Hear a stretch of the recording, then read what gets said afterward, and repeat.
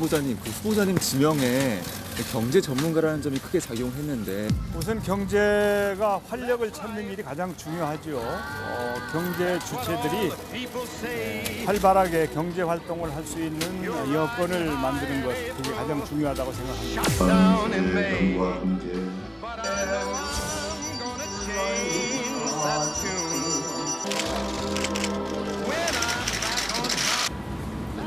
아니 맨발을 보니까 이거 완전히 막걸리 맨발인데.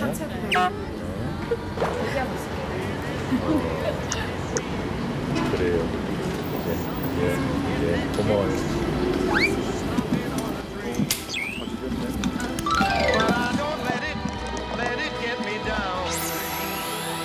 정세균 전 국회의장의 총리 임명은 의회 민주주의를 훼손하는 어제 황교안 대표의 모습은 의회 민주주의라고 할 수 없는 딱 광화문 태극기 부대. 대한민국 헌정사에서 다시 한번 씻을 수 없는 오점을 남겼습니다.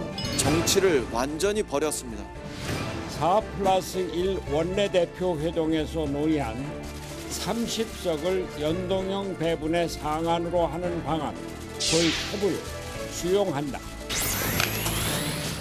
당시 국무총리실 행정관으로 근무하고 있었으며 총리실 모 행정관과 안보 통화를 하던 중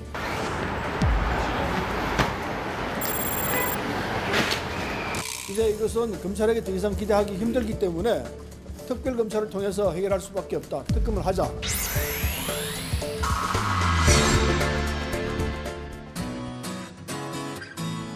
네, 12월 18일 정치부에 시작합니다. 고반장, 정세균 국무총리 후보자가 오늘 청문회 준비단 사무실로 첫 출근을 했잖아요. 첫 출근길에서 했던 얘기는 뭡니까? 네, 오늘 말씀하신 대로 첫 출근을 했는데 출근길에서 앞서 잠깐 들으셨는데요. 네. 경제가 활력을 찾는 일이 가장 중요하다. 경제를 거듭해서 강조했습니다. 네, 좋습니다. 신 반장, 오늘 이제 올해 마지막 방위비 분담금 협상이 이제 미국 측과 진행되는 날인데 지금 분위기를 봤을 때는 올해 안에 타결은 어려워 보이죠? 네, 지난번 3차 협상 때 미국 측의 드하트 대사가 중간에 시간도 안 채우고 나가버렸어요. 나가버렸잖아요. 서울에서 열렸던. 네, 오늘은 네. 지금 아직까지 진행 중이긴 한데 오늘 워낙 5차죠? 네, 5차입니다. 네. 워낙 간극이 커서 네. 아무래도 연말 시한을 넘겨서 내년까지 좀 협상이 이어지지 않겠냐 이런 네. 관측이 나옵니다. 좋습니다. 우리 들어가서 얘기를 좀 이어갑시다. 갑시다.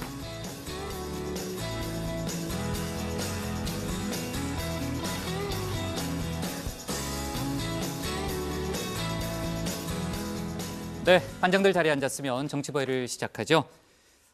글쎄요, 이거 기분 좋은 소식이라고 할 수 있겠죠. 최근 은퇴를 선언한 바둑기사 이세돌 구단이 또 한 번 인공지능 AI를 무너뜨렸습니다. 이세돌 구단은 알파고를 이긴 유일한 인류죠. 유일한 인간입니다. 이세돌 구단이 이제 두 번째 AI의 승리를 거뒀고요. 오늘 NHN의 바둑 인공지능 한돌과 첫 번째 대국을 가졌는데 92수 만에 불계승을 거뒀습니다. 사실 오늘 대국의 예상 종료 시간이 오후 4시 30분이었는데 한돌의 어이없는 실수 때문에 오후 2시 20분쯤 대국이 종료됐습니다. 사실 그 이후에 이제 이세돌 구단이 심경을 밝혔는데 긴장을 많이 했는데 이제 한돌의 실수로 이겼다. 그래서 약간 좀 이기고도 허무한 승리였다. 이런 입장을 밝히긴 했습니다. 한돌이 토종 바둑 인공지능이고요. 이미 정상급 바둑 기사의 실력을 뛰어넘는 기력을 인정받아 왔습니다. 연전연승을 거둬왔죠. 네. 자, 앞으로 대국이 더 남아 있습니다. 4+1 협의체 중 민주당을 뺀 4당이 선거법 개정안에 합의했습니다. 비례대표 50석 중 30석만 준연동형 비례대표제로 배분하는 어제 고 반장이 설명했죠. 일종의 모자, 이제 캡을 내년 총선에 한해 도입하고 또 석패율제를 도입하는 내용입니다. 석패율제라는 거는 이제 지역구에서 아쉽게 낙선한 후보를 비례대표 명부에 올리는 제도고요. 민주당이 조금 전인 오후 3시에 의총을 열어서 관련 논의를 했는데 사실 애초에 이제 석패율제에 대한 민주당 내부의 반발이 워낙 큰 상황이어서 이제 야 4당의 합의안이 부결될 것이다라는 그런 전망도 나왔었는데 아무튼 지금 분위기로는 일단 원내대표에게 협상을 일임하는 방안이 유력하게 검토되고 있다. 이런 정도의 얘기는 나오고 있습니다. 관련한 속보는 저희가 이제 반영해 가면서 회의를 진행하도록 하고요. 그리고 유재수 전 부산시 경제부시장에 대한 청와대의 감찰 무마 의혹 관련해서 검찰이 조국 전 장관을 오늘 다시 불러서 조사 중입니다. 그저께 나왔잖아요. 두 번째 소환 조사고요. 조 전 장관이 변호인을 통해서 정무적 최종 책임은 나에게 있다 이런 입장을 밝혔지만 법적 책임은 없다고 맞설 것으로 일단 전망되고 있습니다. 자, 오늘 정치부 회의는요. 먼저 최 반장 발제를 들어보면서 4+1 선거법 협상 상황부터 자세히 짚어보고요. 합의 없이 종료될 가능성이 높은 방위비 협상 등 외교안보 이슈를 이어서 다루겠습니다. 한국당 국회 규탄 집회 소식과 오늘이 사흘째죠. 정세균 총리 후보자 동향, 또 검찰 수사 속보도 알아봅니다. 그럼 먼저 최종혁 반장의 발제부터 시작하겠습니다.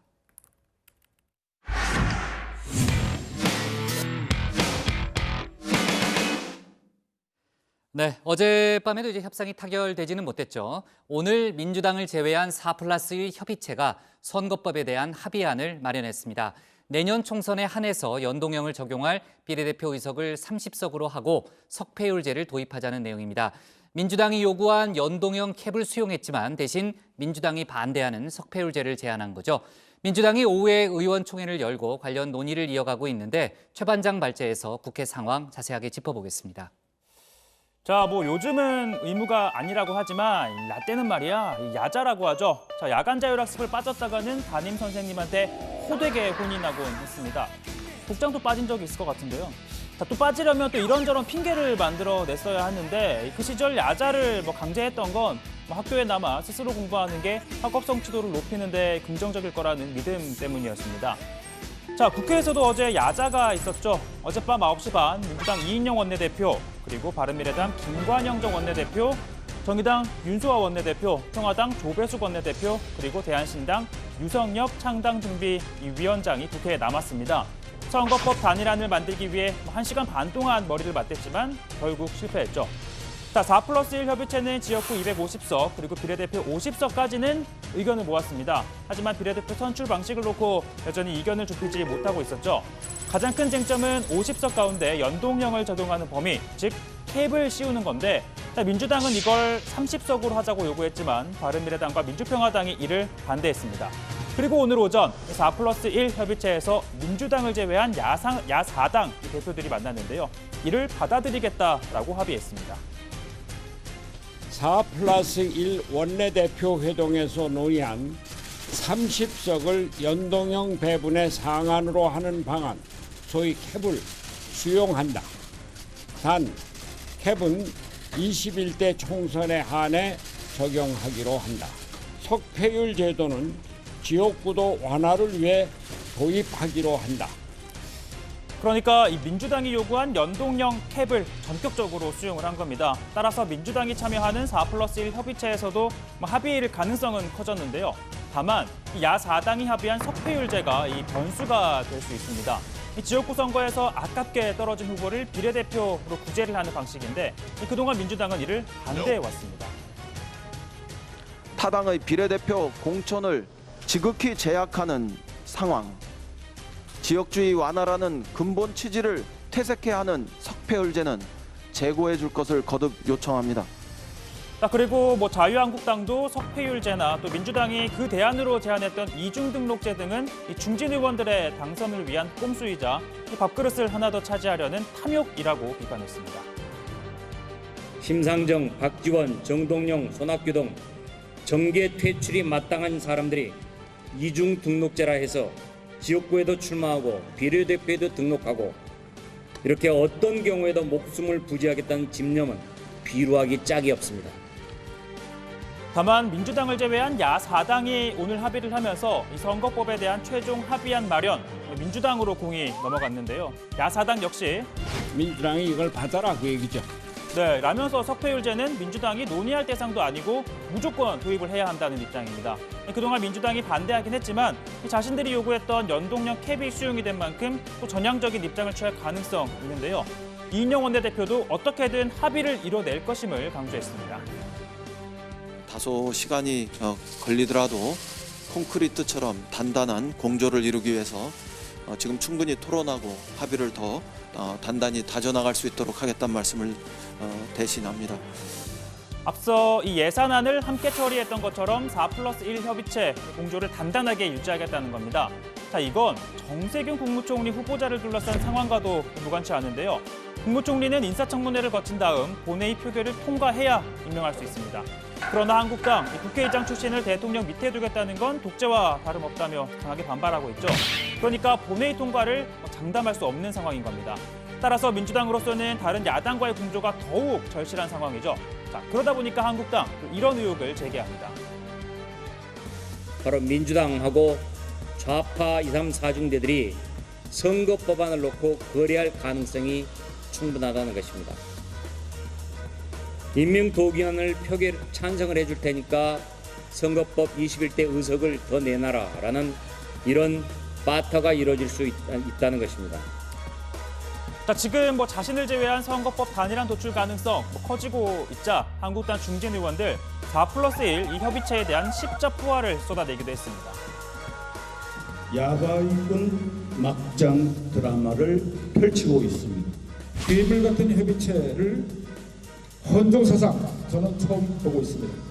이제 선거법은 추악한 괴물로 변질되고 있는 것 같습니다. 자, 이렇게 선거법에 대한 논의가 급물살을 타고 있는 가운데 내년 총선에 출마할 예비 후보자 등록 어제부터 시작이 됐죠.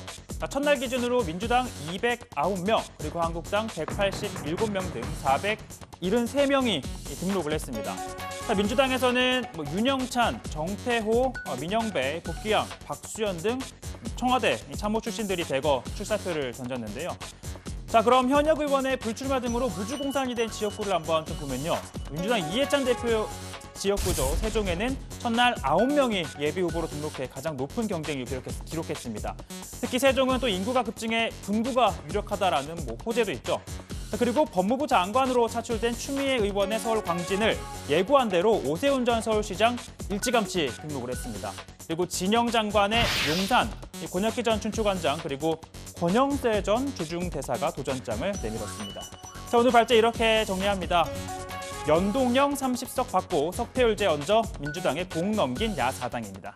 네, 최 반장이 잘 설명했지만요. 그러니까 야사당 입장에서는요, 민주당이 원했던 캡 씌우는 거는 받아들이고 또 이제 석패율제는 또 본인들이 요구하는 그런 일종의 절충안, 그러니까 민주당에 이걸 받으라고 한 거죠. 그러니까 요즘 유행하는 말에 따르면 이제 묻고 더블로가 약간 그런 식이죠. 네. 도박판 용어 아닌가요, 그냥? 도박판 용어 아니죠. 그게 몰라요. 왜 웃고 있어요? 요즘 히트죠. 꽉트름 게임. 너무 어색해서. 어색해. 왜냐면 제가 잘 몰라요. 이게 해봐요, 한번 고반장. 네? 고반장 한번 해봐요. 아, 제가요? 갑자기요? 성대모사. 묻고 더블루가 죄송합니다. 예, 네. 죄송합니다. 저도 못하겠네요. 그만해야 되겠다. 어렵다. 자, 좋습니다. 이제 넘어갑시다. 자, 어쨌든 곽철용 게임은 다음에 송년회 때 다시 한번 저희가 해보는 걸로 하고요. 지금 4+1 협의체 가운데요, 민주당을 제외한 야당이 합의한 내용, 고반장이 좀 설명을 해볼까요? 네, 이 바른미래당 손학규, 정의당 심상정, 민주평화당 정동영 대표와 대한신당 유성엽 창당준비위원장 등이 연동형 캡 30석을 내년 총선에서만 한시적으로 적용하고 석패율제를 도입하기로 합의한 겁니다. 어젯밤 이 4+1 협의체에서는 바른미래당과 민주평화당이 연동형을 적용하는 비례대표 의석의 상한선을 두는 것에 반대하면서 합의에 이르지 못했었는데요. 자, 오늘 이를 수용하기로 한 겁니다. 다만 석패율제에 대해서 민주당이 그동안 반대 입장을 밝혔던 만큼 이 부분이 4+1 협의체가 최종 합의하는데 걸림돌이 될 수도 있습니다. 손학규 대표 이야기 잠깐 들어보시죠.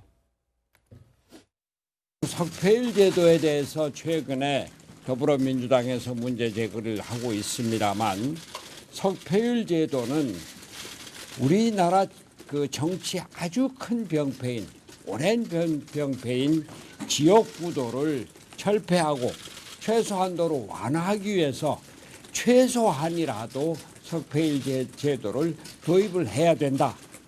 이것은 노무현 대통령이 그렇게 절실히 원하던 바이기도 했습니다. 예, 일단 석패율제와 관련해서 민주당과 사전 합의가 있었냐라는 질문에 손학규 대표는 사당이 합의를 했고 민주당이 이걸 받으라는 얘기다. 받아들일지 말지만 민주당이 결정하면 된다. 이렇게 얘기를 했습니다. 그러니까 우리가 연동형 캡을 받았으니까 민주당은 우리의 요구, 석패율제를 받아라, 양보하라는 거죠. 자, 앞서 민주당이 대안으로 거론했던 이중 등록제에 대해서는 이 중진 우대제 방식이 될 수 있어서 받아들일 수 없다라고도 했습니다. 결국 이 실무 협상에서는 석패율제를 의석수를 두고 민주당과 협의가 진행될 걸로 보이는데 이 야사당은 앞서 이 평화당이 3명, 정의당이 9명을 제시한 만큼 그 범위 내에서 결정되지 않겠냐 이렇게 내다봤습니다. 네, 결국은 이제 민주당 의총에서 어떤 결정이 나오느냐, 또 민주당까지 참여한 이른바 4+1 완전체 협의체에서 이제 어떤 결론을 나오느냐가 중요할 텐데 그 이후에 이 안을 갖고 논의를 했죠. 네, 주반장. 오전에 이제 야사당이 이런 합의를 했고 네. 곧바로 오후 2시에 이제 민주당 이인영 원내대표까지 참여하는 4+1 협의체가 회동을 가졌는데요. 이 자리에서 야사당은 앞서 말한 것처럼 양반장이 말한 것처럼 합의안에 대해 민주당이 받아들일 것인지 말 것인지를 답해야 한다라고 요구를 하면서 당장 합의안을 만들지 못했고 오후 민주당 의원총회에서 이 야사당이 요구한 석패율제를 수용할지 여부를 지금 논의를 하고 있습니다. 의원들 간에 열띤 토론이 지금 이어지고 있는데요. 이인영 원내대표 이 석패율제는 민주당이 추구했던 선거제도 개혁의 핵심 가치와 충돌하는 지점이 있고 이 당의 전략적인 이익을 넘어서는 영역이기 때문에 의원들의 의견을 듣고 정리해야 한다고 밝혔는데 의총이 한 3시부터 진행이 됐는데 아직까지 진행 중이라고 하고요. 지금 일부 의원들에 따르면 네. 지금 아무래도 다양한 의견들이 나오고 있으니 이번 네. 같은 경우는 국장이 말씀하신 것처럼 지도부의 네. 협상을 위임하는 쪽으로 좀 기울지 않겠느냐라는 관측 나옵니다. 네, 저도 아까 좀 취재를 해보니까 대충 그런 기류가 우세하다고는 했는데 아무튼 저희 회의 중간에 결론이 나올 것 같아요. 이제 의총 아무래도 저녁 시간 전에는 끝날 테니까 그 결론이 나오면요 저희가 다시 한번 지금 들어온 얘기를 보니까 끝났어요? 의원총회 네. 끝났고요. 잠시 후에 이제 원내대변인이 혹은 원내대표가 브리핑을 할 예정이라고 합니다. 아 그래요? 그 나오면은 바로 또 저희가 네. 실시간으로 전하는 걸로 하겠습니다. 알겠습니다. 네.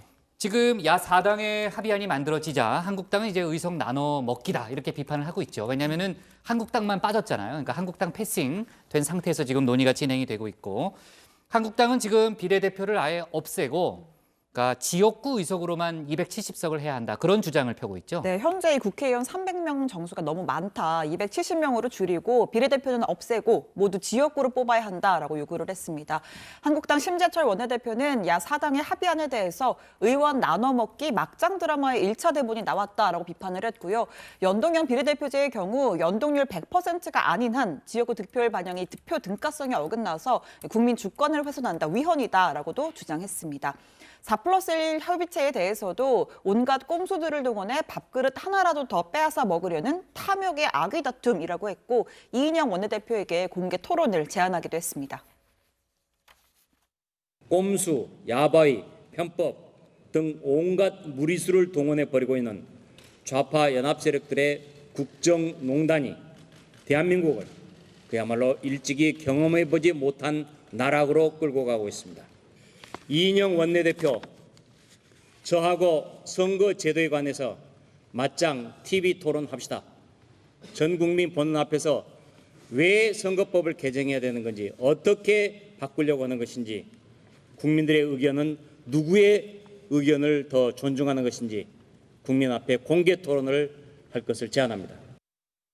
네, 한국당은 또 민주당이 정세균 국무총리 후보자와 관련해서 선거법을 다른 야당과 거래할 가능성이 있다 이런 주장까지 내놨습니다. 아시다시피 국무총리는 인사청문회를 거친 뒤에 본회의에서 임명동의안이 통과돼야 임명할 수 있습니다. 그러나 현재 한국당이 반대하고 있는 만큼 정세균 후보자에 대한 임명동의안을 처리하기 위해서는 다른 야당의 협조가 필요하기 때문에 이를 위해서 선거법을 합의해 줄 수 있다 이런 이런 주장을 하고 있는 겁니다. 임명동의안이 또 하나의 변수가 될 수 있다는 얘기군요. 패스트트랙 협상에. 아무튼 조금 전에 이제 민주당 의총이 끝났다고 하니까 최 반장은 계속해서 그걸 좀 챙겨주기 바랍니다. 일단은 원내대표에게 협상을 일임하는 방안이 유력하게 검토됐다. 이 정도의 얘기는 저희가 들었지만 그 내용이 맞는지 다시 한번 체크해주기 바라고요.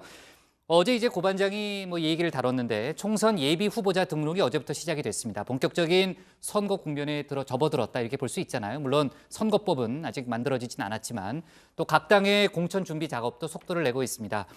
그리고 오늘 나온 보도를 보니까요. 한국당이 공개 모집하기로 했던 공천관리위원장에 박관용 전 국회의장하고 또 김종인 전 민주당 비대위 대표가 거론되고 있다면서요.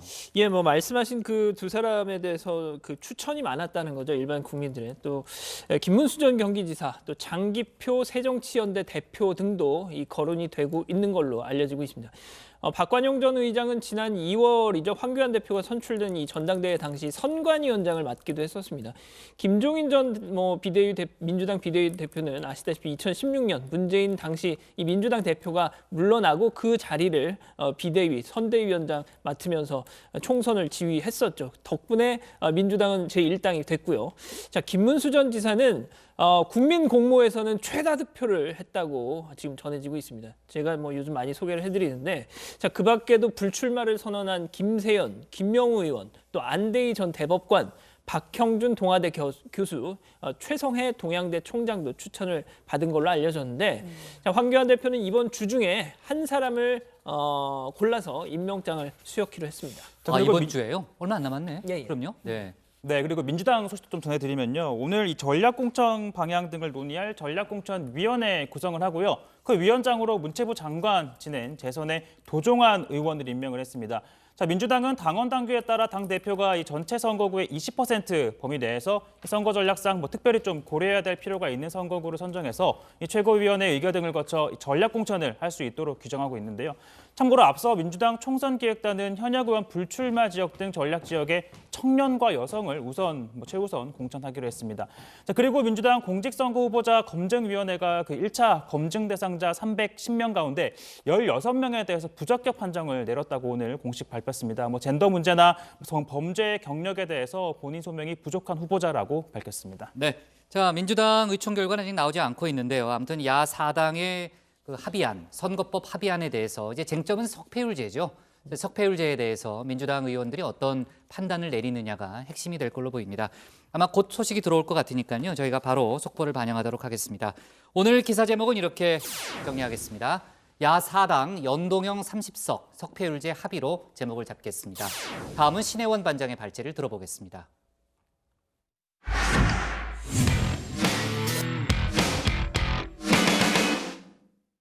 스티븐 비건 미 국무부 대북 특별대표가 내일 중국을 찾습니다. 원래는 알려져 있지 않던 일정이었는데요. 중국과 러시아가 유엔에 대북 제재 완화 결의안을 내는 등 국제 공조에서 이탈하려는 움직임을 보이자 이를 단속하기 위한 행보로 보이고 있습니다. 한국에서 불발된 북미 회동이 중국의 중재를 통해 이뤄질지에도 역시 관심이 모아지고 있죠. 또 지금 서울에서는 아마도 올해 마지막이 될 한미 방위비 협상이 진행 중입니다. 신 반장 발제에서 외교안보 관련 속보 내용들을 자세히 짚어보겠습니다. 네, 지금 청와대에선 문 대통령과 스테판 레벤 스웨덴 총리의 정상회담이 진행 중입니다. 스웨덴 총리의 방한은 15년 만인데요. 양국 수교 60주년을 맞아 문 대통령이 초청했습니다. 이 회담 후에는 만찬까지 풀코스로 만날 예정입니다. 자, 스웨덴은 중립국이고요. 한반도 평화 프로세스에 깊이 개입하는 나라입니다. 북미 간 징검다리 역할을 수차례 했는데 미국 대학생 오토 원비의 석방에도 개입을 했고 또 양측의 대사관도 있어서 북미 정상회담 후보지로도 꼽혔습니다. 2차 북미 정상회담을 준비할 땐 이 철통 보안을 자랑하는 숲속의 별장, 이 하크 홀름순트 컨퍼런스 센터를 남북미 실무협상장으로 내어줬는데 이 정문에는 무장 경찰이, 하늘에는 드론이 취재진의 접근을 완벽하게 통제했습니다. So having that said, I want to say that we will continue to offer Sweden as a place to meet, and we will be offering ourselves to support the process, the ongoing process. We will issue new invitations to the two sides for new meetings at the time agreed upon by the two parties. 네, 벌써 한 달이 지났습니다. 11월 달에 스웨덴 스톡홀름에서 열린 북미 협상은 아시다시피 결렬됐습니다. 이 미국 측의 비건 대표 풀리지 않는 대화에 지친 듯 이렇게 두 팔을 쫙 벌려서 기지개를 펴는 모습도 포착이 됐었죠. 이 당시에 북측의 수석 대표인 김명길 대사, 핵 억제력을 포기해야 생존과 발전이 보장된다는 주장은 말 앞에 수레를 놓아야 한다는 소리와 마찬가지라고 했고요. 또 ICBM 시험 발사를 할지 말지도 전적으로 미국에 달려있다. 이렇게 모든 책임을 미국에 돌렸습니다. 북으로 돌아가는 순간까지 다시 만날 생각 없다. 이렇게 뒤끝을 보였죠. 앞으로 회담이 진행되는가만 하는 것은 미국 측에 달려있고 또 미국이 준비가 제대로 되지 않으면은 그 어떤 끔찍한 사변이 차려질 수 있겠는지 누가 알겠습니까? 두고 봅시다. 다시 대담장소에 나오실 의욕이 있으십니까? 미국 중에 물어봐 주십시오. 우리로서는 이번 회담에 대해서 매우 욕스럽게 생각을 합니다. 욕스럽다는 게 무슨 뜻이죠? 사전을 찾아보십시오. 네, 이 역겹다라는 뜻의 북한 말입니다. 표현이 다소 거칠죠. 비건 대표 어제까지 2박 3일간 한국에 머물렀습니다. 우리는 여기에 있고 이 북한 당신들은 접촉 방법을 안다면서 공개 회동까지 제안했지만 결국 답을 듣지 못한 채 일본으로 떠났습니다. 오늘 일본 외무상 관계자들과 연쇄 접촉을 갖고 있다고 하는데요. 자, 갑작스럽게 계획에 없던 방중 일정을 전격 추가했습니다. 곧장 미국으로 돌아가는 게 아니라 19일과 20일 중국까지 들렀다 가겠다는 건데요. 최근 중국이 대북 국제공조에서 이탈하려는 움직임을 보이자 단속이 필요하다 판단한 것으로 보입니다. The DPRK has launched more than 24 ballistic missiles just this year. These ballistic missile tests, no matter their range, undermine regional security and stability and are in a clear violation of UN Security Council resolutions. These actions also risk closing the door on this opportunity to find a better way for the future. 对决议制裁措施，特别是民生领域规定，做出必要的调整。这符合决议精神，有利于缓解朝鲜人道和民生形势，有利于营造对话氛围，有利于鼓励朝方在无核化方向上迈出更大步伐。 네, 중국은 어제 러시아와 함께 대북 제재 완화를 요구하는 결의안 초안을 유엔 안보리에 제출했습니다. 이 초안에는 남북 간 철도를 연결하는 프로젝트 내용도 포함이 되어 있고요. 또 북한의 해산물과 의류 수출을 금지하는 규정, 그리고 해외 근로 북한 노동자를 모두 송환하도록 하는 규정을 폐지하자는 내용이 들어 있습니다. 决议草案主要包括3方面的内容：一是重申各方应该致力于实现半岛无核化。 二是敦促美朝继续对话，呼吁恢复6方会谈。三是决定根据朝鲜遵守决议情况，解除部分对朝制裁措施。 네, 미국 화들짝 놀랐습니다. 북한이 다시 ICBM을 쏘내 만회하는 시점에 대북 제재 완화 결의안을 내는 건 절대 받아들일 수 없는 제안이겠죠. 게다가 보통 이런 결의안을 낼 때는 이사국들 간의 물밑 접촉을 거치는데 이번에는 그런 과정도 없이 기습 제출했다고 합니다. 미국이 이번 달 순회 의장국까지 맡고 있는 점을 감안하면 미국 입장에서는 중국이 뒤통수를 쳤다 해도 과언이 아닌 상황인 겁니다. 자, 비건 대표 갑자기 방중하는 거 충분히 이해가 되고요. 이 카운터파트인 러자오히 중국 외교부 부부장 등과 만나서 이 북한에 대한 국제 공조의 필요성을 당부할 것으로 보입니다. 이 한편 한국에서 불발된 북한과의 접촉이 방중 기간 중에 추진될 수 있다는 기대도 나옵니다. 비건 대표, 북한이 연락만 온다면 시간과 장소에 관계없이 만나겠다는 입장을 계속 밝혔고요. 중국 측에 북미 회동을 위한 중재자 역할을 요청할 수도 있어 보입니다. 네, 오늘 초안의 발제 이렇게 정리합니다. 비건 내일 전격 방중 대북 국제 공조 논의입니다. 네, 민주당 의총 결과가 조금 전에 이제 나왔습니다. 아까 다시 한번 정리를 하면요, 앞서 다뤘기 때문에 오늘 이제 4+1 협의체 중에 민주당을 제외한 나머지 야당들이 이제 2가지 안에 대해서 합의를 했잖아요. 그러니까 내년 총선에 한해서 비례대표 50석 중에 30석만 이제 준연동형 비례대표제를 적용하고 그다음에 석패율제를 도입하는 그런 내용에 대한 합의안을 마련했습니다. 석패율제라는 건 이제 지역구에서 낙선을 해도 이제 구제해주는 그런 장치를 말하는데 조금 전에 이제 민주당에서는 일단 앞서 얘기한 준연동형 비례대표제 관련 부분에 대해서는 수용 의사를 밝혔습니다. 왜냐하면 이게 또 민주당이 제안했던 안이잖아요. 그러니까 아무튼 여러 가지 이제 관련된 우려 사항도 있지만 기본적으로는 그 부분은 수용하는 것으로 결론이 나왔고. 역시 이제 문제는 석패율제 관련한 부분이었는데 그 박찬대 원내대변인의 설명에 따르면은 의총에서는 석패율 관련해서 부정적인 의견이 훨씬 더 많았답니다. 그래서 일단 나머지 야당의 석패율제에 대한 재고를 요청한다 이런 입장을 정했다고 하고요. 또 민생법안에 관련해서 이제 예산 부수 법안이라든지 관련해서 원포인트 본회의를 요청한다는 그런 내용이 있는데 그런데 이제 석패율제에 대해서 부정적인 입장을 밝히면서도 협상을 지도부에 위임하기로 했습니다. 그러니까 앞서도 얘기했지만은 이제 정세균 총리 후보자에 대한 뭐 임명 동의안 문제도 있고 여러 가지 이제 협상할 게 많이 남아 있잖아요. 그러니까 협상력을 높이기 위해서 이제 석패율제에 대한 부정적인 의견이 많지만 아무튼 지도부가 그 책임을 갖고 협상을 할 수 있도록 이제 책임을 위임한다는 그런 내용이 들어가 있습니다. 그러니까 왜냐하면은 이제 야 3당이 오늘 당 대표들이 모여서 이제 합의를 한 거기 때문에 다시 입장을 바꾸기가 현실적으로 좀 어려울 수 있습니다. 그러니까 협상 과정이 좀 어려울 수 있기 때문에 아무튼 지도부에 많은 좀 이렇게 책임을 주는 권한을 주는 그런 결정으로 일단 해석이 되고 있습니다. 자, 말이 너무 많았죠. 네, 좀 지루해하는 표정이었어요. 그 비건 대표가 이제 우리나라에 있는 동안에 아쉽게도 이제 북미 접촉이 이루어지지 못했습니다. 비건 대표가 계속 연락을 기다렸는데 뭐 카운터파트라고 할 수 있는 최선희 부상의 연락이 오진 않았고 그 지금 이제 내일부터 이틀간 중국을 전격 방문한다는 그런 속보가 오늘 들어왔습니다. 그러니까 그 최 반장. 신 반장 얘기처럼요. 중국을 끼고 북한을 만날 가능성은 남아 있는 거죠. 네, 비건 대표 지난 15일부터 어제까지 2박 3일 일정으로 우리나라를 찾았죠. 북한을 향해 대화의 손짓을 내밀었는데 할 일 하자, 여기 있으니 만나자 이렇게 또 공개적으로 제안을 했지만 북한은 응답을 하지 않았습니다. 결국 빈손으로 일본을 갖고 바로 미국으로 돌아갈 예정이었는데 오늘 전격적으로 이 방중 일정을 발표한 겁니다. 미 국무부는 북한에 대한 국제적 단결 유지 필요성을 논의하기 위해서라고 이 방중 목적을 밝혔습니다. 네, 지금 이제 최 반장이 단결 유지라는 표현을 썼는데 그러니까 이제 북미 접촉도 접촉이지만은 가장 근본적인 이유는 중국과 러시아가 대북 공조 체제에서 이탈할 움직임을 보이니까 뭐 어떻게 보면 그걸 단속하러 간다 이렇게도 볼 수 있는 거네요. 예, 그렇습니다. 어제 중국하고 러시아가 이 유엔 안보리에 대북 제재 완화를 요구한 그 결의안 초안을 제출했죠. 이 남북 간 뭐 철도, 도로 협력 프로젝트를 제재 대상에서 좀 빼자 이런 내용이 있었다는데 또 수출 제재, 뭐 해외 파견 노동자 제재 완화를 요구하는 내용도 있었고요.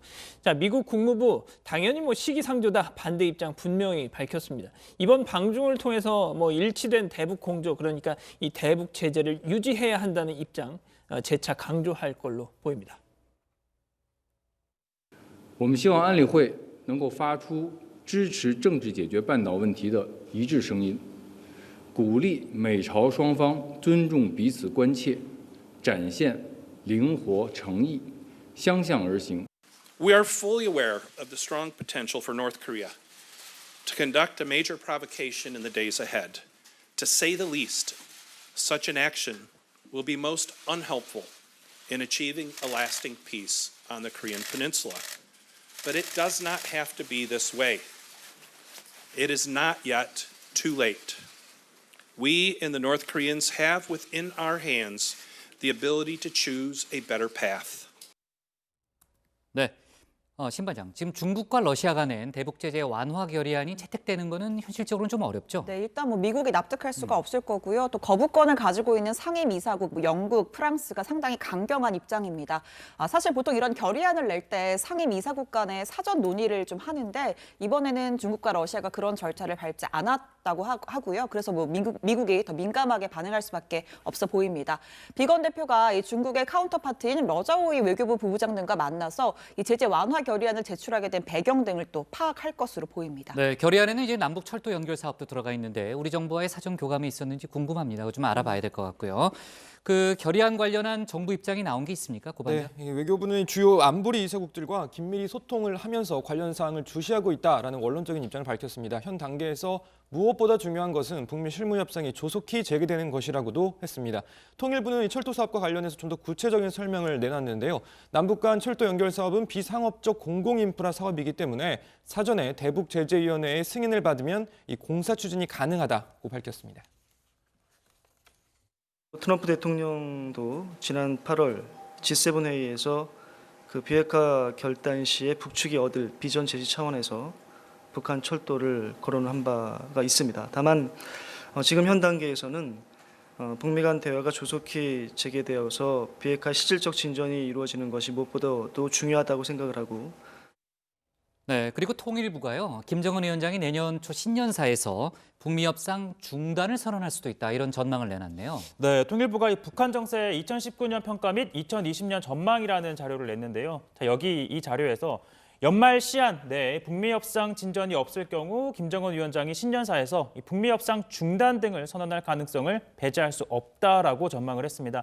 따라서 새해 북미 비핵화 협상 전망도 불투명하다라고 평가를 했는데요. 한반도의 군사적 긴장이 고조될 수 있지만 이 화염과 분노로 불리는 2017년과 같은 극단적인 대립 국면은 지향하면서 이 미국의 대북 정책 변화에 따라 대화 계기를 지속해서 모색할 것이라고 예상하기도 했습니다. 자, 그리고 또 이 남북 관계도 교착 국면이 이어질 거다 이렇게 내다봤습니다. 북한이 이 남북 관계, 남북미 관계에서 이 한국 정부 역할 없다라고 지금 판단하는 상황이 뭐 내년이라고 크게 바뀌지는 않을 거다 이렇게 판단을 한 거죠. 북한이 한미 연합훈련, 한국의 첨단 무기 도입 중단, 뭐 이런 안전 보장 이슈를 뭐 쟁점화하거나 또 총선을 앞두고 특히나 이 반보수 비난을 강화할 가능성 있다 이렇게 전망했습니다. 또 국제사회의 이 고강도 대북 제재를 극복하기 위해서 중국, 러시아와 이 경제 협력을 강화할 것이다 이렇게도 전망했습니다. 지금 미국 수뇌부에서는요, 북한이 크리스마스 전후에서 장거리 미사일을 쏠 거란 관측을 내놓고 있죠. 네, 그렇습니다. 미국 정치 전문 매체인 더 힐의 보도인데요. 찰스 브라운 미 태평양 공군사령관이 북한이 거론한 크리스마스 선물로 장거리 탄도미사일 시험 발사를 할 수 있다 이렇게 꼽았습니다. 그러면서 성탄절이 될지 새해 이후가 될지 시기의 문제일 뿐이라는 언급도 했고요. 또 만약에 외교적인 노력이 실패하면 우리는 준비돼 있어야 한다면서 2년 전의 상황을 언급했습니다. 2017년 북미가 대치 국면에서 준비한 많은 것들이 있기 때문에 그걸 이용할 태세가 되어 있다라는 설명입니다. 뭐 군사적 행동에 나설 수 있다는 걸 암시하면서 북한의 자제를 촉구하려는 의도가 깔린 것으로 보입니다. 네. 자, 그리고 한일 정상회담 날짜가 23, 24일 이제 중국에서 열리는 것으로 날짜가 확정이 됐고요. 아베 총리와의 정상회담은 15개월 만입니다. 뭐 그리고 양자회담이 그렇다는 얘기죠? 네, 양자회담입니다. 자, 방위비 협상 관련해서는 오늘이 이제 연내 마지막 협상인데 어떻게 진행되고 있어요? 일단은 지금 협상이 종료가 됐다고 합니다. 종료됐어요? 네, 그래서 네. 오전 11시부터 오후 3시 35분까지 한 4시간 반 동안 협상을 했는데 뭐 예상했다시피 결론을 내지 못했고요. 네. 해를 넘겨서 내년 1월에 6차 협상을 가질 예정이라고 오늘은 뭐 합니다. 박차고 나가는 그런 일 없었죠? 네, 일단은 그래도 시간은 채워서 진행은 한 것 같은데 네. 오늘 저녁쯤에 아무래도 뭐 드하트 대사나 뭐 관련해서 내용 브리핑을 또 가질 것으로 보입니다. 아, 들어봐야 되겠네요. 네. 네, 또 이 협상장 앞에서는 시민단체들의 집회도 이어졌습니다. 미국의 요구가 과도하다, 협상 자체를 중단하라 뭐 이런 요구인데요. 참가자들은 미국이 무기 도입이나 환경오염 정화 비용 같은 이 자국 이익을 위한 비용까지 떠넘기려 한다면서 정상적인 협상이 아니라 강요와 강탈의 장이다 이렇게 성토를 했습니다. 아침에는 이 국방연구원으로 들어오는 이 미국 협상단을 향해서 이 분담금 협정 중단, 또 뭐 미군을 위한 돈은 없다 뭐 이런 구호를 외치기도 했습니다. 네, 드하트 미국 측 협상단 대표가 뭐 기자회견을 한다는데 고 반장이 한번 가보지 그래요. 정치부에 끝나고. 바로 가보겠습니다. 네, 가서 좀 체크 좀 해줘요. 좋습니다. 오늘 청와대 발제 이렇게 정리할게요. 비건 내일 전격 방중 대북 국제공조 논의로 제목을 잡겠습니다. 다음은 양원보 반장의 발제를 들어보겠습니다.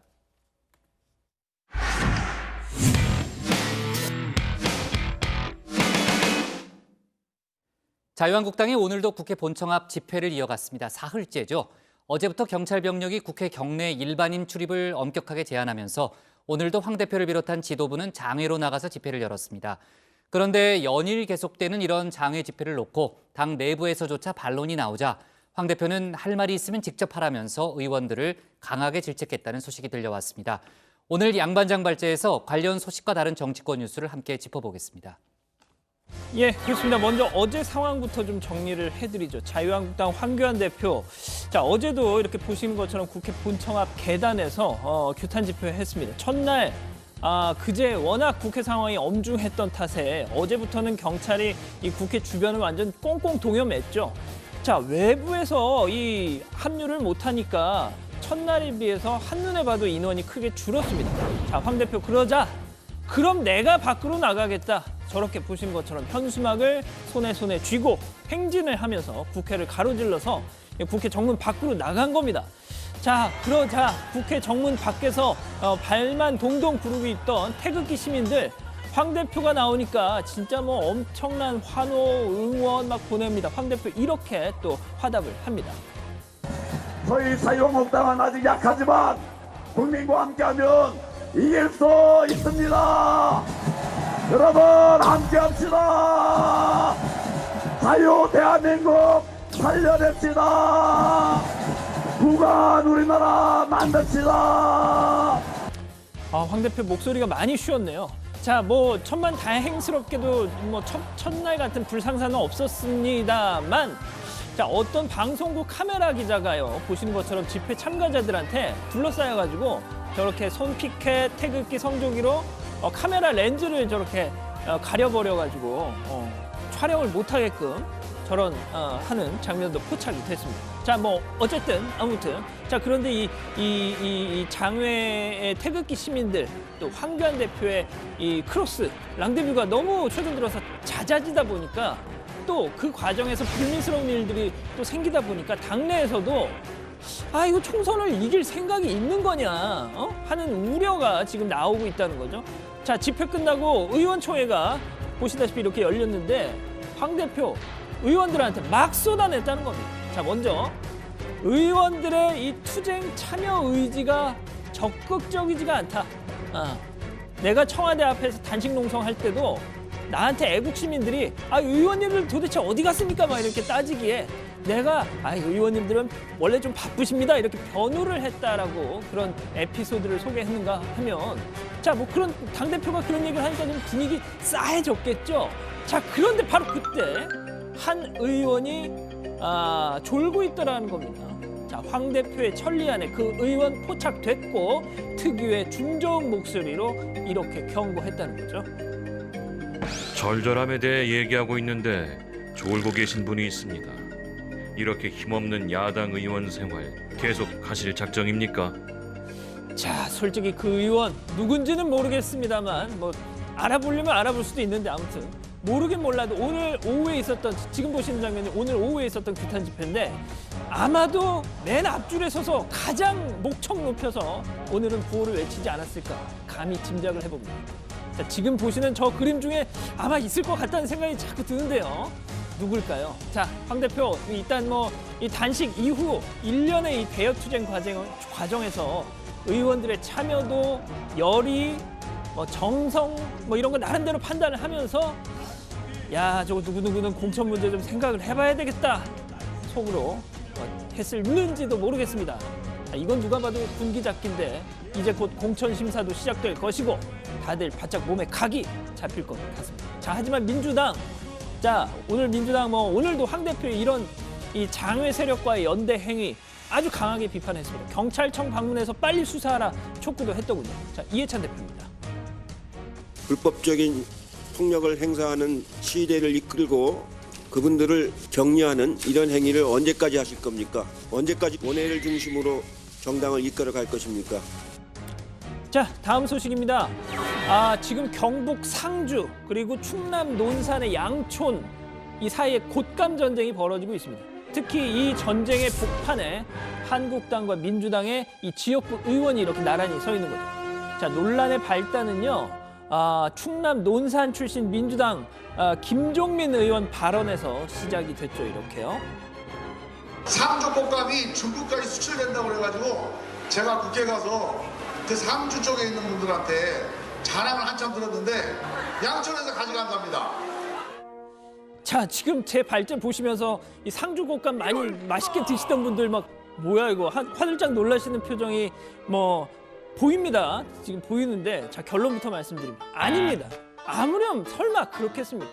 자, 김종민 의원이 보신 것처럼 지역구 행사장에서 분위기 좀 띄우려고 이렇게 애드립을 친 게 일이 이렇게 커지고 만 거죠. 부적절했다 유감 표시도 전달했지만 상주 시민들 그냥 넘어갈 수 없죠. 이렇게요. 김종민 국회의원은 상주 곶감의 명예훼손 발언을 한 것에 대하여 즉시 공개 사과하라. 자, 어제 이 상주 경찰서에 아주 그냥 뭐 김종민 의원이 그냥 명예훼손으로 고발까지 했습니다.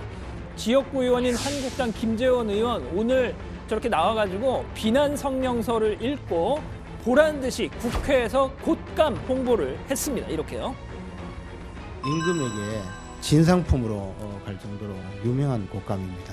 제가 이제 특별히 주문을 해서 구입을 했습니다. 한번 맛보시고 제대로 평가해 주시기 바랍니다. 저희 현장에 있는 저희 임소라 기자, 한국당 출입하는 임소라 기자가 먹어봤는데 진짜 맛있다고 하더라고요. 자, 아무튼 뭐 이 말의 무서움을 다시 한번 느끼는 순간입니다. 저도 조심해야겠죠. 자, 마지막 소식입니다. 예, 김의겸 전 청와대 대변인 결국 내일 오전 10시 30분 전라북도 군산시청에서 총선 출마 기자회견을 한다는 소식입니다. 오랜 기간 침묵을 깨고 느닷없이 흑석동 상가 건물 매각한다, 또 시세차에 기부한다 할 때부터 뭔가 좀 느낌이 왔는데 결국 이거였구나, 내가 그럴 줄 알았지. 많은 분들 그러고 계시더라고요. 자, 그런데 이 김 전 대변인의 출마 준비, 어쩌면 우리가 알고 있던 그 시점보다 좀 더 앞섰던 게 아닌가 싶은 생각도 드는 일이 있었습니다. 자, 군산시 수성동에 벌써 이 상가 건물 임대 계약, 사무실로 쓸 건물 임대 계약, 또 리모델링도 이렇게 좀 시작을 했다는 얘기가 있더라고요. 군산에서 또 계속 기거할 전셋집 계약도 했다는 겁니다. 자, 김 전 대변인 현재 민주당 입당 심사 앞두고 있습니다. 아직은 무소속인 거죠. 출마 선언을 왜 이렇게 서두르나 싶기도 한데, 민주당 전북도당 내부에서는 김 전 대변인 출마 소식이 전해지니까 이게 좀 전북 전체 선거판에 좋지 않을 수도 있다. 한국당 전북도당에 괜한 빌미를 줄 수 있다, 이런 우려도 한다고 하네요. 자, 오늘 준비한 소식은 여기까지입니다. 네. 자, 황교안 대표의 이제 비공개 의총 발언 이제 소개가 되면서 저도 사실 그 내용을 듣고 놀랐어요. 왜냐하면 이제 황 대표의 말이 상당히 이제 좀 강해지긴 했지만 주로 이제 외부를 향한 그런 표현이었는데, 이제 당내 의원들에게는 그렇게 독한 말을 한 적은 없었잖아요. 고 반장, 내용을 다시 한번 좀 정리하고 얘기를 이어가죠. 네, 결국 이 장애 태극기 세력과의 연대 등에 대한 이 당내 일각의 우려가 보도가 되고 그렇게 되자 황 대표가 제동을 건 셈입니다. 당일 대우를 강하게 해서 싸워야 하는 그런 상황인데 이론이 제기돼서는 안 된다, 이렇게 판단을 한 거죠. 자, 이런 말도 한 건데요. 어떤 사람은 나가서 싸우고 있는데 어떤 이들은 뒤에서 70%의 역량을 쓰고 힘을 다하지 않는다. 극좌 세력들의 횡포를 막아내야 한다. 어제 집회를 극우 세력으로 씌우려 한다 등등 말이죠. 자, 졸고 있던 의원에게 면박을 준 발언은 이 발언 이후에 나온 겁니다. 그 의원이 누군지 되게 궁금하네요. 궁금하죠? 너무 궁금해요. 알아요? 전 모릅니다. 좀 아는 것 같은데, 표정은. 네.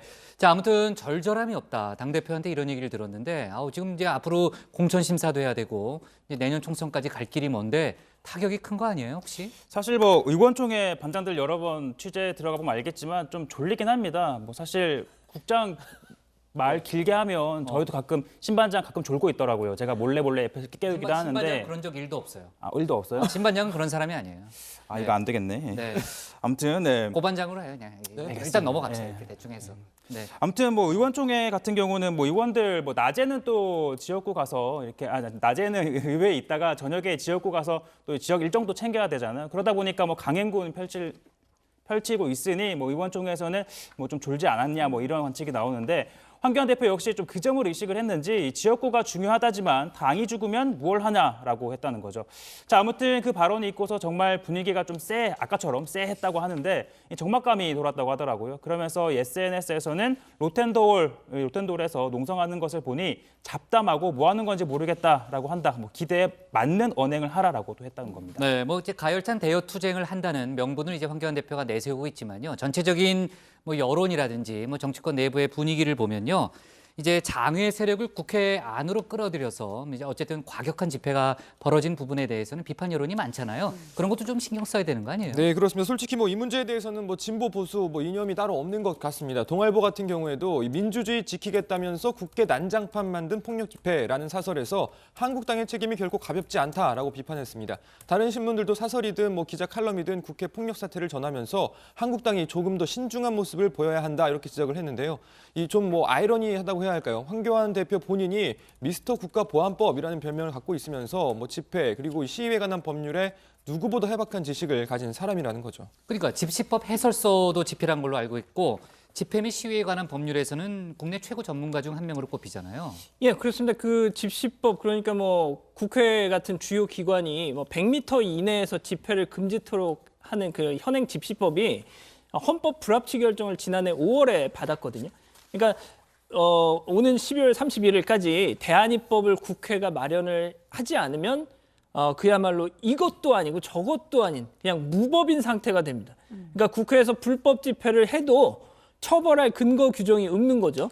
자, 지금 국회 행정안전위원회 이 소위원회에 집시법 개정안이 계류가 돼 있는 상태인데, 글쎄요. 지금 31일까지 지금 국회 지금 돌아가는 분위기 봐서는 통과가 좀 뭐 어렵지 않느냐 뭐 이런 것 얘기가 네. 좀 있습니다. 자, 오늘 한국당 집회에서는 특이한 사항은 없었어요? 일단 오늘은? 뭐 정리를 좀 하면 네. 일단 본인들을 향한 비판에 뭐 발끈하는 모습이었습니다. 국회 난입 사태와 관련해서 한국당더러 불법을 했다는데 맞은 놈이 불법을 했다는 거 아니냐, 적반하장이다, 피해자는 우리다라고 이야기를 했고요.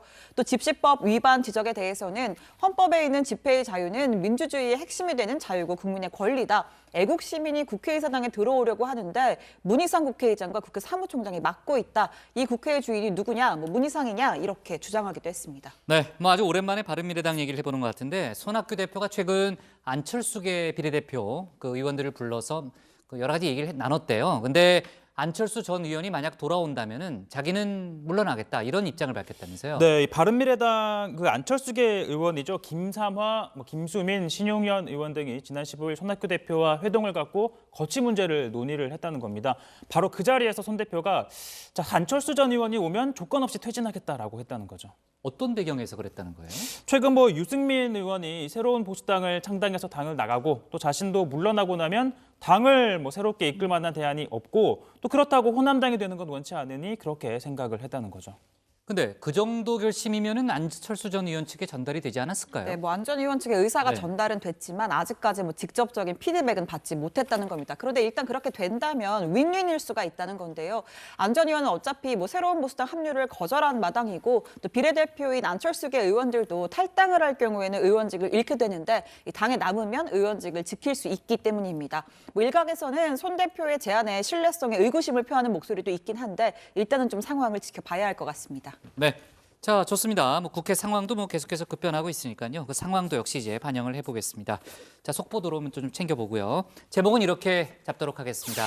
한국당 국회에서 사흘째 집회 계속으로 정하겠습니다. 다음은 고석승 반장의 발제를 들어보겠습니다.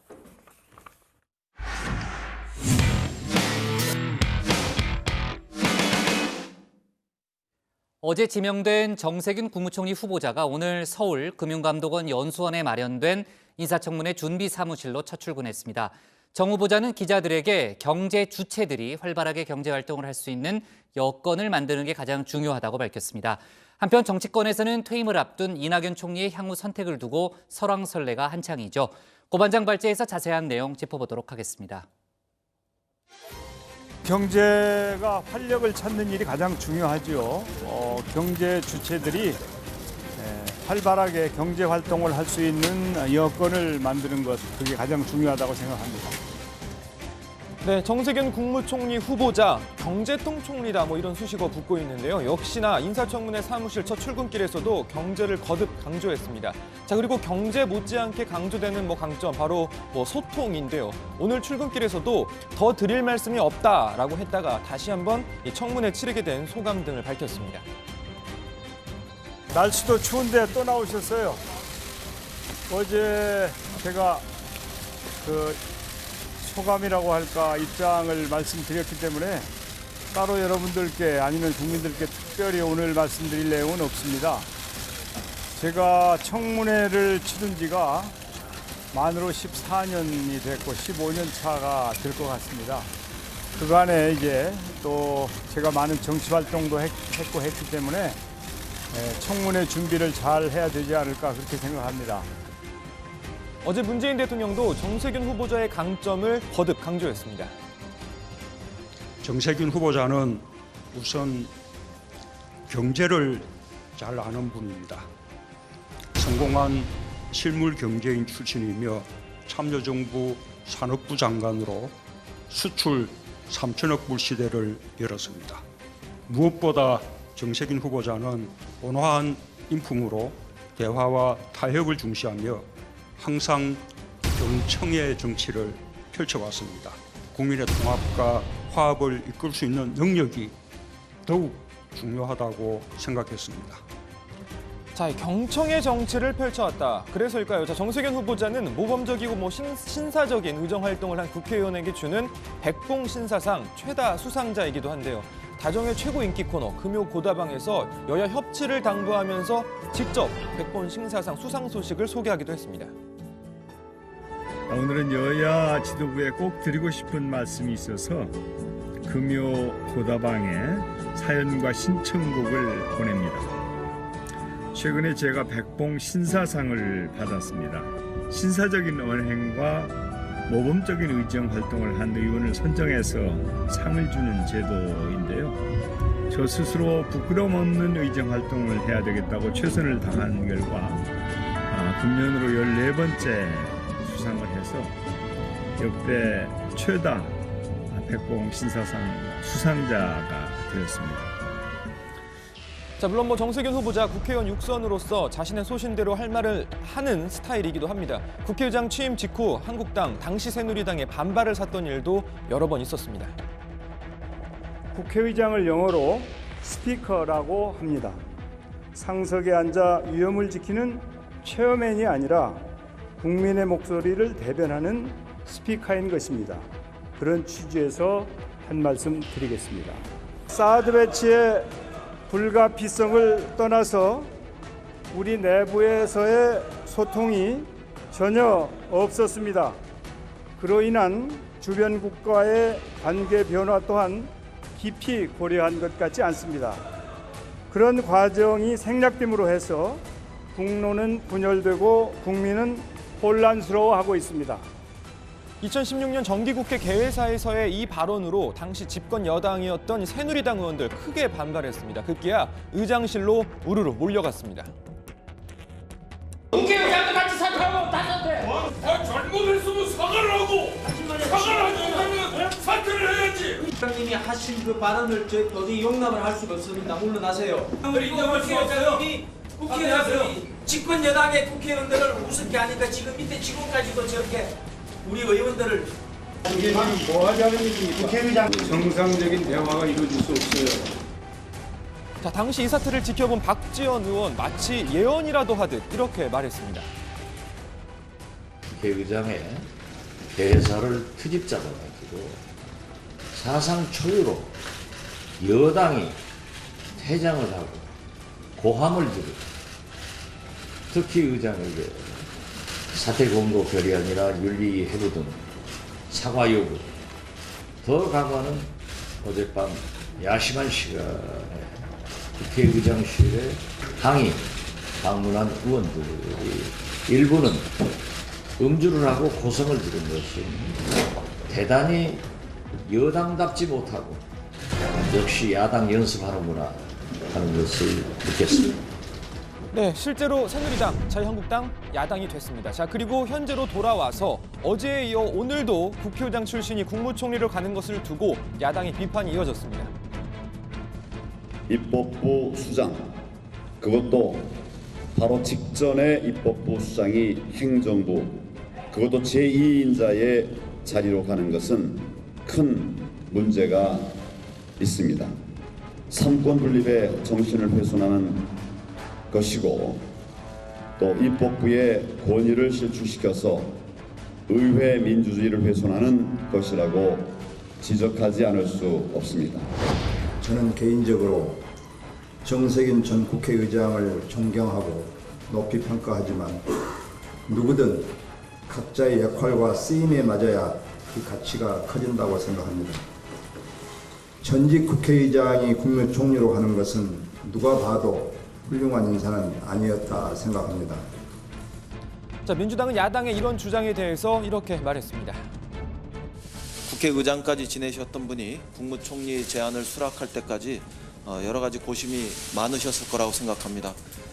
국민을 위해서 또 문재인 정부의 성공을 위해서 격식에 얽매이지 않고 과감한 결단을 내려주신 것에 대해서 경의와 감사를 표합니다. 네, 정치권 안팎에서 관련 논란이 이렇게 이어지고 있는데요. 사실 이 박근혜 정부 출범 당시에도 의전 서열이 총리보다 높은 김용준 전 헌법재판소장을 총리로 지명한 적이 있었습니다. 물론 당시 중도 낙마하면서 국무총리가 되진 못했는데요. 자, 그때도 삼권 분립 논란이 있었습니다. 자, 그리고 일각에선 대통령제와 의원 내각제 요소가 이미 섞여 있는 우리나라 정치 구조상 삼권 분립 위배까지 주장하는 건 과하다, 이런 평가도 있습니다. 자, 그러니까 이미 국회의원과 정부 부처 장관을 겸직할 수 있도록 돼 있는 상황에서 상황에서 국회의장 출신이라도 뭐 각 부처 장관들을 이끄는 국무총리 할 수 있는 거 아니냐, 뭐 이런 의견도 있는 거죠. 자, 보는 시각에 따라 이리 볼 수도 저리 볼 수도 있을 것 같은데요. 향후 인사청문회 과정 등에서 관련 내용이 더 나올 것으로 보입니다. 관련 소식 들어가서 전해드립니다. 오늘 발표 이렇게 정리합니다. 정세균 후보자 첫 출근길서 경제 활력 찾는 게 가장 중요. 네, 조금 전에 들어온 속보 내용부터 하나 짚어보고 그다음에 얘기를 이어가겠습니다. 이제 대법원 강제징용 판결 이후에 일본이 수출 규제 조치를 취하면서 이제 한일 관계가 이제 급속히 냉각되는 일이 있었잖아요. 관련해서 이제 최근에 좀 해법을 찾아보자라는 움직임이 있었고요. 문희상 국회의장이 이제 그 중에 상당히 좀 적극적으로 이 문제 해결에 좀 나선 이제 그런 상태인데 특사로도 갔다 왔고요. 그 문희상 국회의장이 조금 전에 이제 강제징용 그 재판 판결 관련해서 뭐 이른바 1+1+알파라고 볼 수 있는 법안을 발의를 했습니다. 정확한 이름은 기억화해미래재단 법인 제정안인데요. 그러니까 한일 양국 기업과 국민이 자발적으로 낸 성금으로 재단을 설립한 이후에 이제 관련한 그 위자료 형식으로 이제 확정 판결에 대한 여러 가지 피해자들에 대해 기금을 이제 위자료를 지급하는 그런 내용입니다. 이번 위자료 지급 대상에서 일본군 위안부 피해자들은 제외됐습니다. 왜냐하면은 이제 반발이 상당히 컸죠. 위안부 단체 등의 이제 반발이 있었기 때문에 그 여러 가지 이제 상황을 고려해서 그 대상에서 빠졌고요. 자, 앞으로 이제 다른 이제 민주당 국회의원들을 포함해서 한 14명 정도가 이제 함께 참여했다. 그 정도 이제 속보가 좀 나오고 있고. 문희상 국회의장은 이제 한일 관계에 또 좀 전환점을 만들기 위한 노력을 하고 싶다라는 입장을 밝혔습니다만 지금 그 또 들어온 소식을 보니까 전국 23개 시민단체가 모인 여러 가지 그 공동행동이란 또 단체가 있네요. 여기서는 그 전 국회의원에게 이번 발의에 찬성하지 말라는 팩스를 좀 보냈다고 하네요. 그러니까 외교적 해법은 되지만 가해자 일본에 면죄부를 줄 수 있다라는 차원이었고요. 아무튼 문희상 안에 대한 그 갖가지 여러 가지 또 의견이 나오고 있는 그런 상황으로 보입니다. 자, 또 얘기가 길었죠. 그러니까 요즘 이렇게 말이 한번 시작되면은 신반적 또 조던데요. 왜 그래요? 네. 자, 그나저나 오늘 검찰 관련 소식은요. 검찰이 오늘 국무총리실을 압수수색했다는 그런 속보가 있었죠.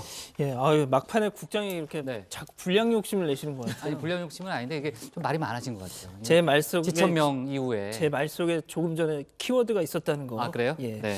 자, 서울중앙지검 이 공공수사 2부가 말이죠. 오늘 오전 9시쯤에 이 정부 서울청사 창성동 별관 4층에 있는 이 국무총리 비서실 민정실에 이 검사 수사관 10명을 보내서 문모 사무관, 민정실 소속 문모 사무관의 업무 관련 기록, PC 하드디스크 확보했습니다.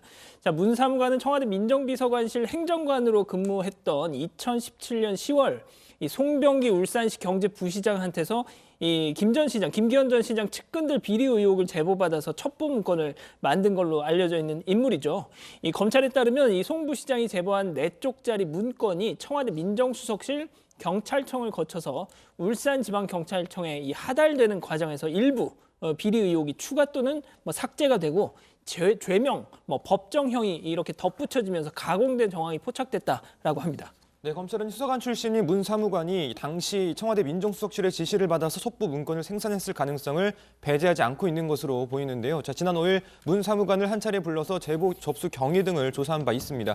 검찰은 오늘 김 전 시장 측근 비리 의혹을 수사한 울산경찰청의 지능범죄수사대 소속 경찰관 2명을 피의자 신분으로 소환해 수사 과정을 캐물은 것으로 전해졌습니다. 검찰은 또 송병기 부시장의 업무 수첩에서 청와대 관계자들이 선거 전략과 공약을 수립하는 데 도움을 줬다고 의심할 만한 단서들을 포착하고 사실관계를 확인 중인 것으로도 알려졌습니다. 네, 정세균 총리 후보자 얘기를 좀 더 이어가면요. 오늘 첫 출근길에서 경제를 거듭 강조했네요.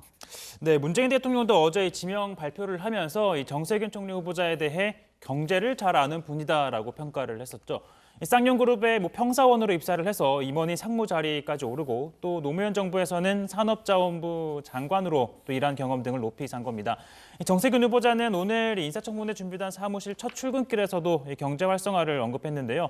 정 후보자, 경제가 활력을 찾는 일이 가장 중요하다면서 경제 주체들이 활발하게 경제 활동을 할 수 있는 여건을 만드는 게 가장 중요하다라고 생각한다라고 밝혔습니다. 네, 신반장, 이낙연 총리의 행보에 대해서는 여러 가지 전망이 나오죠. 네, 어제 문 대통령이 이제 뭐 이낙연 총리가 자신의 정치를 하시라 이런 얘기도 했었잖아요. 그렇죠. 네, 뭐 어제도 전해드렸지만 이 총리의 정치 행보를 놓고서 뭐 정치권 안팎에서 설왕설래가 이어지고 있습니다. 가장 유력하게 검토가 되는 건 서울 종로, 그러니까 정세균 후보자의 지역구 출마 가능성인데, 자, 정세균 후보자가 사실상 뭐 불출마를 하는 게 확실시되는 만큼 누군가 종로에서 총선 출마를 준비를 해야 되고, 이 종로의 상징성을 고려할 때 결국 이낙연 총리가 직접 나설 수밖에 없는 거 아니냐, 이런 분석이 나옵니다. 자, 일각에서는 이낙연 총리가 야당 거물급 인사와 종로에서 맞붙어서 승리를 하고 이 동시에 민주당의 총선 승리까지 이끈다면 확실한 차기 대선 후보로 자리매김할 수 있다, 그럴 기회다라는 분석이 많습니다. 양 반장, 이 총리 본인이 뭐 얘기한 건 없어요? 예, 뭐 아직까지는 계속 뭐 말을 아끼고 있습니다. 뭐 현직 총리니까요. 아직까지는. 자, 뭐 어제 기자들한테요. 민주당의 생각도 있어야 하고 있어야 되고 또 후임 총리 임명 과정이 어떻게 또 전개될 건가를 좀 지켜봐야 되지 않겠냐. 후임 총리 임명 과정도 지켜보지 않고 뭐 또 당의 총선 준비 어떻게 할지 듣지도 않은 상태에서 먼저 그 얘기를 하는 거는 나답지 않다라는 얘기를 했습니다. 그러면서 호들갑 떨고 싶지 않다, 이런 얘기도 했는데요. 직접 한번 들어보시죠. 하나의 단계를 지나고 있는 것이니까요. 너무 이것만 가지고 호들갑스럽게 하지 않고 싶습니다. 호들갑 보니까 생각나네. 중견기업연합회 회장님 성함이 강호갑이신데 그분 스스로 강한 호들갑이라고, 그 호들갑의 큰절 때문에 제가 망할 뻔했어요. 네, 오늘 당정 협의가 있었는데 그 내용도 좀 짚어볼까요, 최 반장? 네, 민주당과 정부가 오늘 이 국회 지역건설 경제활력 대책 당정 협의 열었는데요. 국가균형발전 프로젝트의 진행 상황을 점검했습니다. 자, 이 국가균형발전 프로젝트는 정부가 국토균형 발전을 위해서 예비타당성 조사 면제 사업으로 선정한 철도, 도로, 산업단지 조성 사업인데요. 정부 여당은 예산 그리고 행정적 지원을 통해서 속도감 있게 사업을 진행하기로 의견을 모았습니다. 김현미 국토부 장관, 내년부터 기본 설계, 실시 설계를 통해 통합해서 이 조기 착공이 이뤄질 수 있도록 속도를 높일 예정이라고 밝혔습니다. 자, 그리고 오늘 당정협의회에서는 지난 16일 정부가 내놓은 주택시장 안정화 방안에 대한 언급도 있었습니다. 민주당 윤관석 정책위 수석부의장은 내년 상반기까지 다주택자들이 집을 내놓을 것인가의 정책의 성패가 달려있다면서 다만 서울 시내 실수요자들이 접근 가능한 가격에 주택이 공급돼야 한다. 서울시 추진 대책은 실수요자의 요구를 해소하기에 아직 거리가 있다. 정부가 이 점을 고려해서 공급 차원에서 적극적인 실수요자 대책을 마련할 것을 부탁한다라고 당부했습니다. 네, 그리고 오늘 다른 속보로는요, 자사고, 외고, 또 국제고 관계자들이 정부 일괄 폐지 방침에 대해서 헌법 소원을 제기한다는 그런 입장을 기자회견을 통해서 밝혔습니다. 자, 오늘 기사 제목은 이렇게 정리할게요. 정세균 첫 출근, 경제 활력 찾는 일 가장 중요로 제목을 잡겠습니다.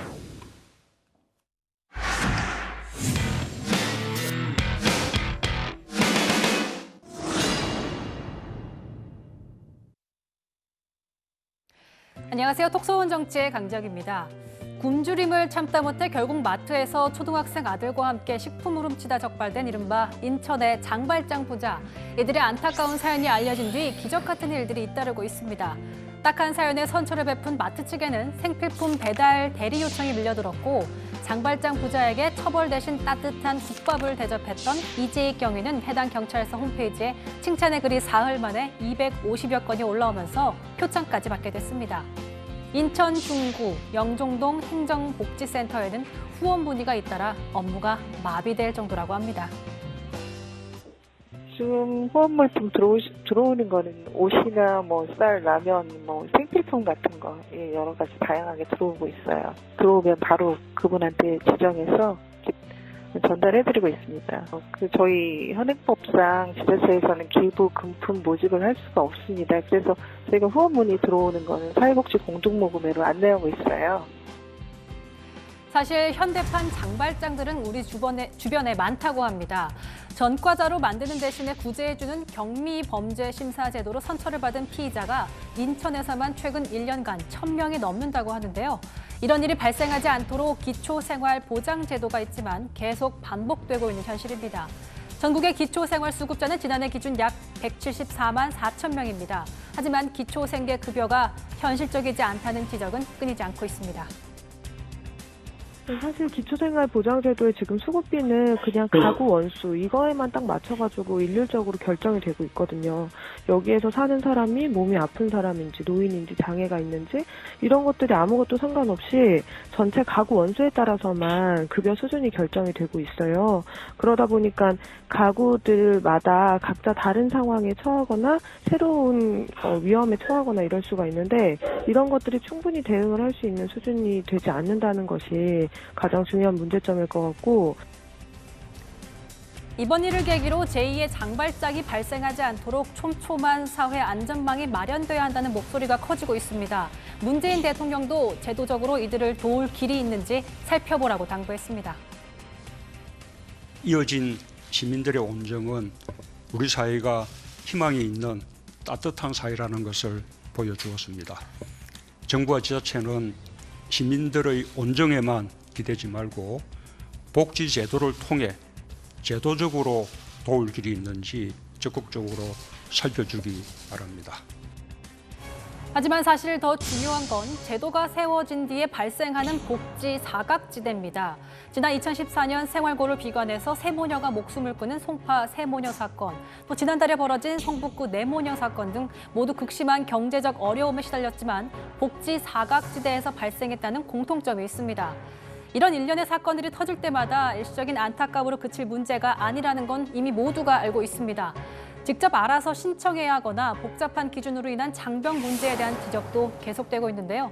더 쉽고 적극적인 접근을 통한 효율적인 지원 정책까지 이어져야만 같은 비극이 반복되지 않을까 싶습니다.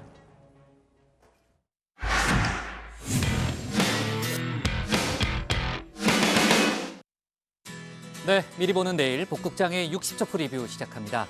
내일 정부가 내년 경제정책 방향을 발표합니다. 현재 2.6%인 내년 경제성장률 목표치를 조정할지 여부에 관심이 쏠리고 있습니다.